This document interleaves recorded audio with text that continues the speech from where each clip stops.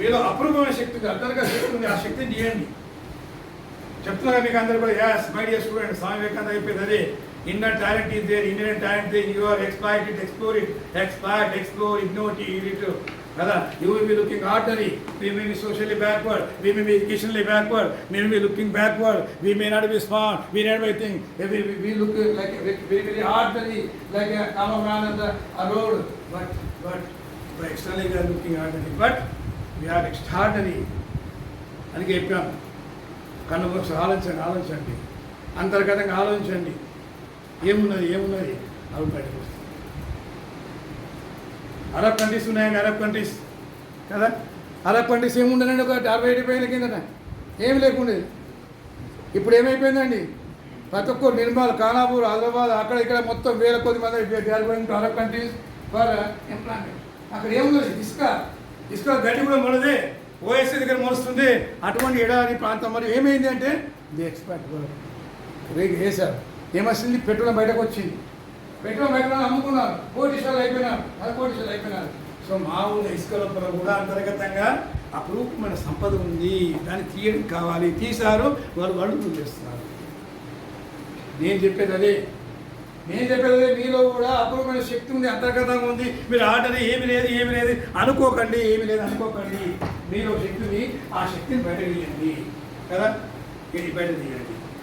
చాలామంది శక్తి చూడండి, చెట్టు తప్పలేదు. నేను ఒకసారి ఏం చూస్తుంటారు పోతున్నప్పుడు, కొనాలి కింద ఒక బిచ్చగాడు కూర్చున్నాడు, మొత్తం అప్పుకున్నాడు, ఒక ఇంకా పెట్టుకున్నాడు, కూర్చున్నాడు వాడు బిచ్చగాడు.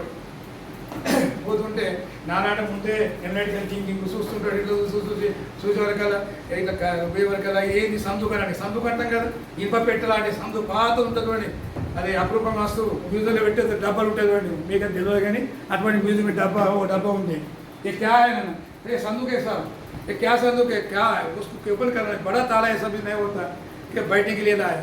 ये कौन दिए, हमारा दादा दिए, उसको उनको कौन दिए, परदादा दिए. अरे उसमें अंदर क्या है साहब, क्यों में दे 10 पैसे डालो, ज़्यादा क्यों वो 10 पैसे नहीं भाई, मैं 10 रुपये देता हूँ చెప్పి ఓ పెద్దవాడు ఖర్చు మొత్తం కింద అరగంట పడితే అది తాళం బల కొట్టేసి ఏమైపోయింది, తాళం అపరూపమైన సంపద. తాత ముత్తాలు దాచబెట్టిన డబ్బా తాళ పెట్టేసి తాళం వేసి వీళ్ళు చెప్పడం మర్చిపోయారు, వీళ్ళు పట్టుకున్నాడు. నా లోపల ఆ వజ్రాలు బంగారం విషయం వీళ్ళు మర్చిపోయారు, తెలియదు కదా. సో మనలో కూడా అపరూపమైన వజ్రాలు, బంగారము, గనులు అన్నీ ఉన్నాయి. దాన్ని తెలుసుకోవడం కావాలి, అన్నీ ఉంచుకొని. సార్ నాకు ఉద్యోగం దొరుకుతలేదు సార్, నేను 3rd క్లాస్ పాస్ అయినా సార్, నాకు ఈ ఉద్యోగమే కావాలి సార్, ప్రభుత్వ ఉద్యోగమే కావాలి సార్, నేను ప్రైవేట్ ఉద్యోగం పోలేను సార్. అరే ఎందుకు ప్రైవేట్ ఉద్యోగం కదా, ప్రైవేట్ ఉద్యోగం. మహర్షి సినిమా ఏదో ఉన్నట్టుంది సినిమా, మహేష్ బాబు సినిమా. మహేష్ ఎట్లా ఒక కంపెనీ పెట్టినట్టుగా ఏదో సినిమా ఉన్నది, ఎట్లా కంపెనీ పెట్టాడు ఆయన, అది ఏ సినిమా జ్ఞాపకం లేదు.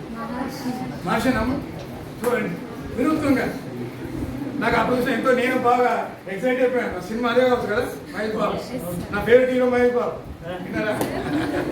మీలాగా నా ఫేవరెట్ హీరోయిన్స్ ఉన్నారు.